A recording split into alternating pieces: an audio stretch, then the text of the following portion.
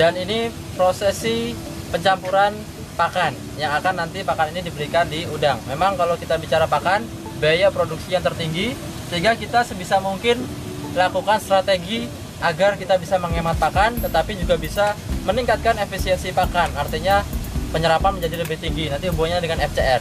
Nah, untuk itu nanti kita lihat bagaimana teknis budidaya atau teknis cara pencampuran dari penggunaan Viterna, POC-Nasa maupun tangguh probiotik. Nanti akan dibarengi atau di awal ketiganya tidak masalah, atau pada saat proses pencampuran seperti ini. Kita tadi sudah timbang pakannya. Nanti teman-teman lihat pakan kurang lebih seberat 10 kg.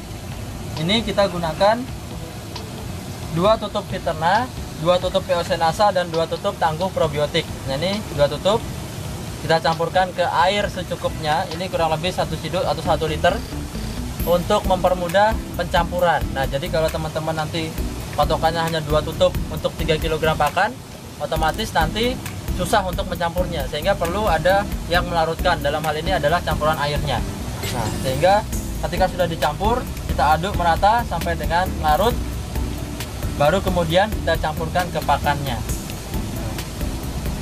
Jadi pastikan untuk merata.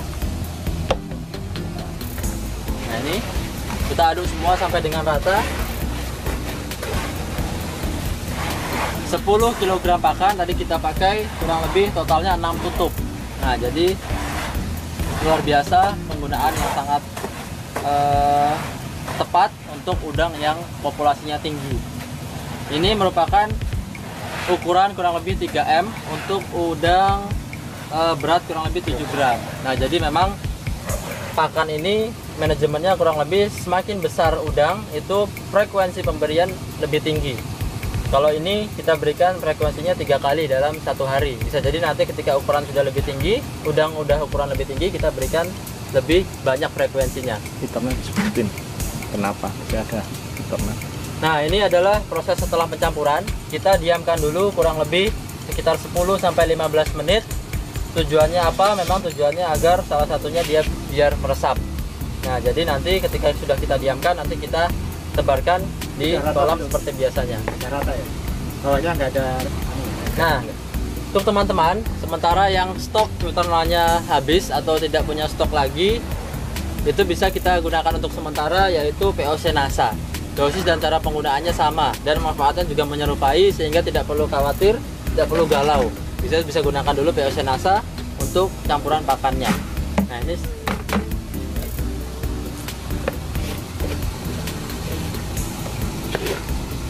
pakan yang kualitas bagus, umumnya kadar proteinnya di atas 30%. Ini kita pakai kurang lebih 32-35% kadar proteinnya. Sehingga ketika pakan itu bagus, ditambah lagi dengan penyerapan dan kandungan dari vitamin dan probiotiknya juga sudah ada, otomatis bisa meningkatkan efisiensi dan pencernaan pakan yang ada.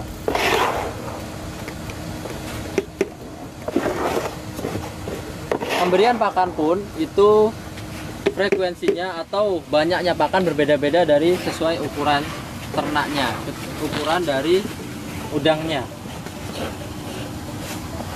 Nah, ini kalau kita lihat kurang lebih, kenapa tadi frekuensi kalau masih kecil itu sedikit, yang umumnya adalah karena memang kondisi lahannya masih baik, masih bagus, sehingga pakan alami masih tersedia banyak juga.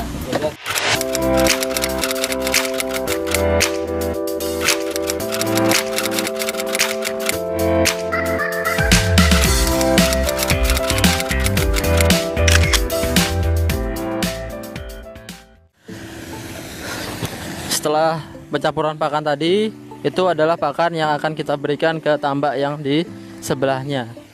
Kalau kita sebut adalah tambak 3. Ini 1, yang sebelah sana 2, yang tambak yang satunya adalah yang ketiga atau tambak yang paling luas.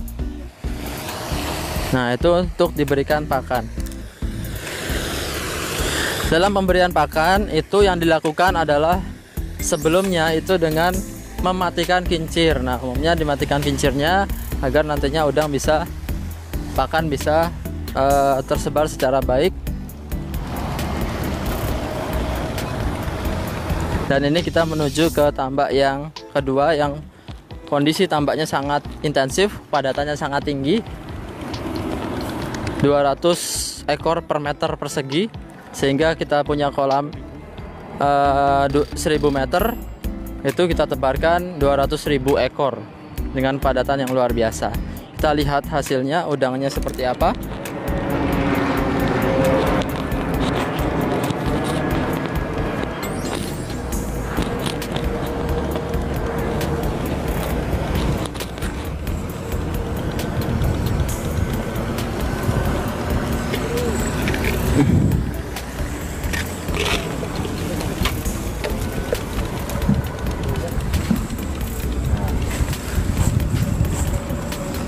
Padatan yang tinggi pun udang kita bisa lihat kondisinya tetap sehat, bagus, kualitasnya tetap tinggi. Pakannya kita juga. Pakan Belum disebar ya. Coba ada Pak. Nah ini kita bisa lihat di sini dari organ tubuhnya lengkap. Kita lihat ini jelas ya, hitam ya. Apa namanya saluran pencernaannya ini?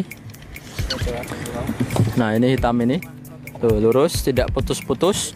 Nah biasanya yang putus-putus ini biasanya ada penyakit, umumnya adalah white pieces atau berak putih, umumnya di para petambak sampaikan. Kaki gerak dan kaki renangnya juga luar biasa, tetap sehat. Nah ini panel-panelnya juga bagus, dia mencari pakannya dengan panel ini, dengan sinyal ya, jadi matanya ini bisa dibilang pajangan. Nah jadi dia melihatnya, mengamatinya dengan panel. Nah ini cangkangnya pun sehat, kuat, rapat dengan dagingnya. Nah jadi ini kondisi udang yang bagus, yang sehat.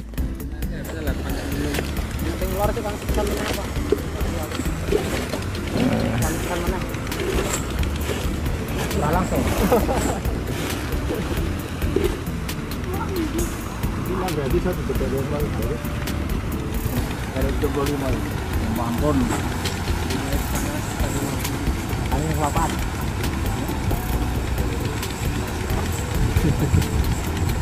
asik sama deh Ya dia luar biasa.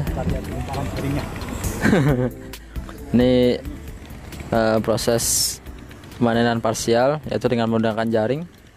Sudah ahli, akan terbiasa untuk melempar jaringnya. Sekali angkut, sekali tebar, 1 sampai 2 pulau terlampaui ya, jadi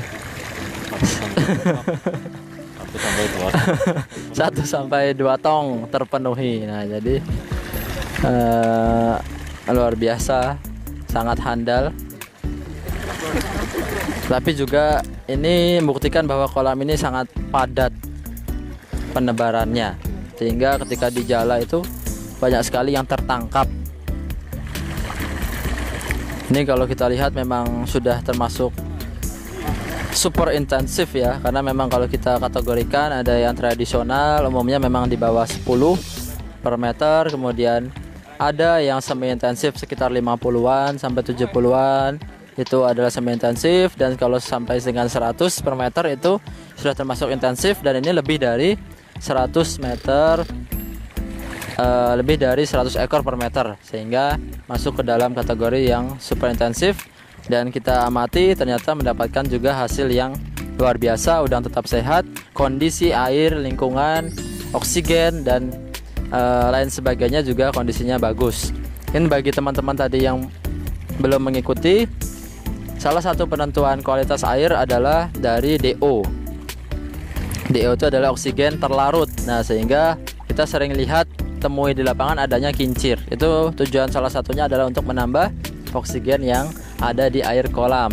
Nah dalam hal ini dengan teknologi nanobubble tadi yang kita juga sudah sampaikan, bahwasanya kita juga bisa tingkatkan oksigen terlarut menjadi lebih tinggi dengan bantuan teknologi yang sudah diteliti, diterapkan, dan juga sudah hadir di beberapa tambak, itu menggunakan teknologi yang namanya nanobubble. Ukuran oksigen akan menjadi nano, menjadi yang sangat kecil, sepermiliar. Nah kalau menggunakan alat nano ini, kualitasnya ataupun ukurannya kurang lebih sekitar 70 sampai 200 nanometer, sehingga oksigen nanti bisa langsung menyatu dengan air sehingga DO akan terjaga tinggi. DO normal yaitu 4 ppm. Lebih dari itu DO akan menjadi lebih bagus. Nah, kalau kita lihat juga ini, kita lihat kecerahan airnya. Cerahan normal air yang ideal yaitu sekitar 25 sampai dengan sampai dengan 40 cm. Kalau memang kecerahan airnya itu lebih tinggi lagi, itu berarti kita harus segera lakukan pemupukan susulan agar air tidak menjadi bening. Nah, itu tandanya butuh yang namanya pemupukan tambahan. Kemudian dari salinitas kita ukur dengan alat yang namanya refraktometer. Kita bisa lihat kadar atau kepayauan airnya, kadar garamnya. Ketika memang dia di bawah kondisi biasanya, kita bisa tambahkan dengan KCl umumnya yang dilakukan kurang lebih 1 ppm. Itu kita gunakan untuk menambah salinitasnya. Ketika salinitasnya rendah, udang akan mengalami yang namanya kekakuan. Dia akan bengkok, nantinya warnanya menjadi lebih putih, sehingga itu otomatis kekurangan kadar payau, kadar garam dalam air kolamnya. Dan itu beberapa kualitas air, tadi dari DO, kemudian dari salinitas. Nah, ini kita lihat banyak sekali angkut satu kali jala dapat yang sangat banyak, karena memang tadi menunjukkan bahwa di dalam kolam kandungan atau jumlah populasinya sangat tinggi. Dan sisi lain juga keahlian dari teman-teman kita yang sudah biasa menjala. Pak siapa Pak namanya Pak? Pak Puji, Wiji. Nah, ini luar biasa Pak Wiji ini menjalanya, sekali jala mungkin sampai 2 tong ini penuh ini. Pak Wiji. Sini ada Mas Alif, ada Pak Wiji, Pak siapa lagi Pak namanya Pak yang pakai topi NASA? Pak Ahli, Andri. Satu lagi Pak siapa ini? Pak Jemi. Jadi kita ditemani oleh beberapa teman-teman yang membantu untuk prosesi pemanenan udangnya. Karena memang kalau panen sendiri ini sangat kerepotan kita, karena pemanenan ini kurang lebih maksimal kita lakukan kalau bisa di bawah 1 jam. Itu lebih bagus. Karena apa? Karena ketika semakin lama udang memungkinkan untuk mengalami yang namanya stres. Nah, sehingga kita panen cukup dalam waktu singkat. Bahkan panen total pun sebisa mungkin kita lakukan di bawah 2 jam. Nah, di bawah 2 jam, maksimal 3 jam itu udah sangat lama, sehingga nanti kita tetap menjaga kualitas udang dengan kondisi yang baik. Kita lanjutkan lagi ke kualitas air tadi.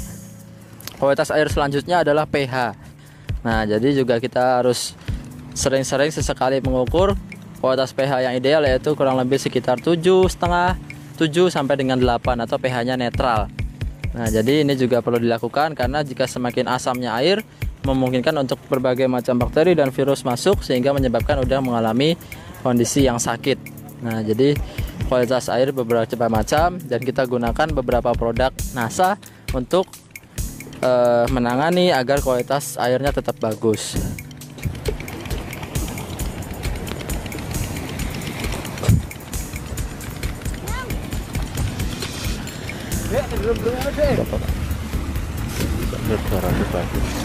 Udah ya?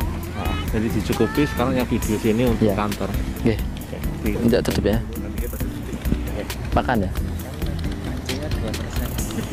Oh ya. Kita ke pakan dulu terakhir ya. Kita ke pemberian pakan tadi yang sudah dicampurkan.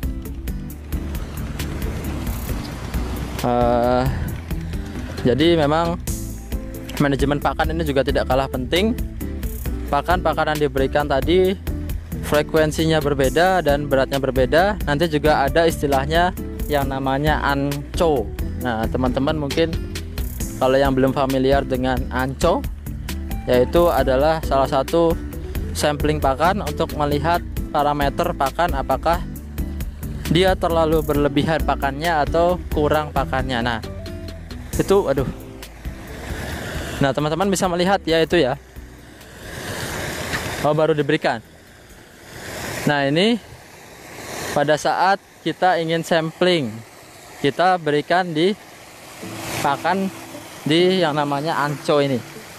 Nah, jadi anco ini ada di setiap petak itu kurang lebih 1 sampai 2. Nah, ini mulai dari sini sampai dengan wadahnya ini. Anco ini diberikan kurang lebih sebanyak 2% dari total pakan yang ada. Kita sampling pakan, nanti ditaruh di sini 2%. Nah, ketika 2% ini ditaruh, dimasukkan ke dalam kolam, nanti kita tunggu kurang lebih selama 1 sampai 2 jam untuk melihat apakah pakannya habis atau masih ada. Sehingga jika pakannya nanti masih ada, otomatis di sesi selanjutnya, pemberian pakan selanjutnya, kita bisa kurangi pakannya. Ini kemungkinan pakannya terlalu banyak. Juga bisa nanti melihat kualitas udangnya, nafsu makannya seperti apa. Nah, ini kurang lebih 2% dari pemberian Hanko. Nanti berapa jam Mas ditunggunya? 1 jam ya? Iya. Ya, jadi tadi 1 jam. Nah, ini ketika sudah diberikan, nah itu nanti pakan sudah diberikan asa tadi, diberikan seperti biasa di kolamnya.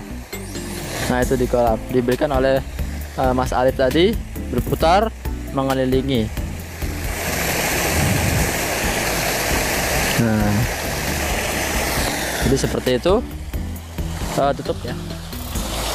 Mitra Nasa dimanapun berada, kita sudah menyampaikan beberapa hasil dari liputan kita pada siang hari ini. Tetap semangat dan semangat pagi. Wassalamualaikum warahmatullahi wabarakatuh.